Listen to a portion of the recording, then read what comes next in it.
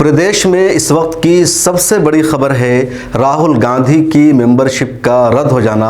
राहुल गांधी अब लोकसभा के मेंबर नहीं रहे और फिलहाल वो 8 सालों तक चुनाव भी नहीं लड़ सकते हैं।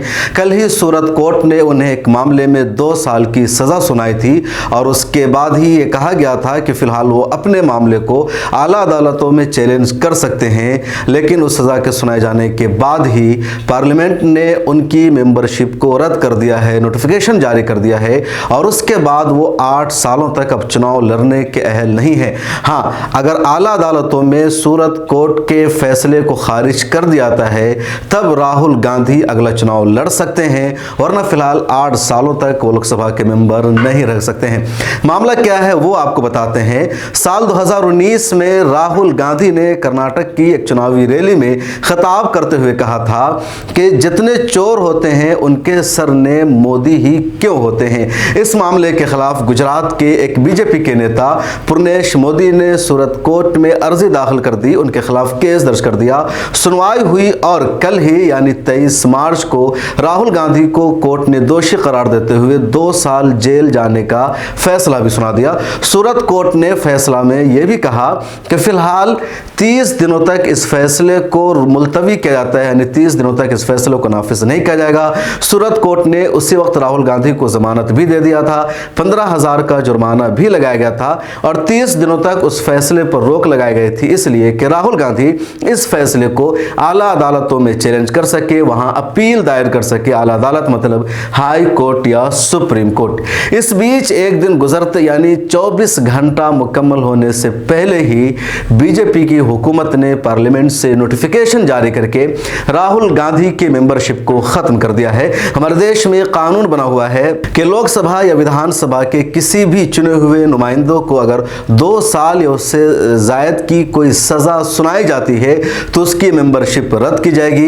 इस कानून के तहत पिछले दिनों भी कई नेताओं की मेंबरशिप रद्द की गई है, जिसमें हाल में आजम खान का नाम सामने आया है। पुराने नेताओं में काजी रशीद मसूद और लालू प्रसाद यादव का भी नाम आता है और यह कानून भी कांग्रेस की पिछली सरकार में राहुल गांधी के ताउन से ही पास हुआ था और अब इसी कानून के तहत राहुल गांधी की मेंबरशिप बीजेपी ने खत्म कर दी है। राहुल गांधी अब लोकसभा के मेंबर नहीं रहे। हाँ, अगर आला अदालत यानी गुजरात हाई कोर्ट या सुप्रीम कोर्ट ऑफ इंडिया से सूरत कोर्ट के इस फैसले को खारिज कर दिया जाता है तब मुमकिन है कि दोबारा राहुल गांधी चुनाव लड़ सके और मेंबर ऑफ पार्लियामेंट बन सके। राहुल गांधी को 2019 में अमेठी में स्मृति ईरानी के हाथों हार का सामना करना पड़ा था, तब वो दूसरी जगह से चुनाव लड़ रहे थे। वो वायनाड है केरला में, वहां से जीत गए थे, वहां से वो लोकसभा के मेंबर थे, लेकिन बीजेपी ने अब उनकी मेंबरशिप इस कानूनी रास्ते से छीन लिया है। कांग्रेस के तमाम नेताओं का आरोप है कि एक साजिश के तहत जानबूझकर पूरी प्लानिंग के साथ राहुल गांधी की मेंबरशिप को खत्म कराया गया है। हम इसके खिलाफ कानूनी तरीके से लड़ाई लड़ेंगे।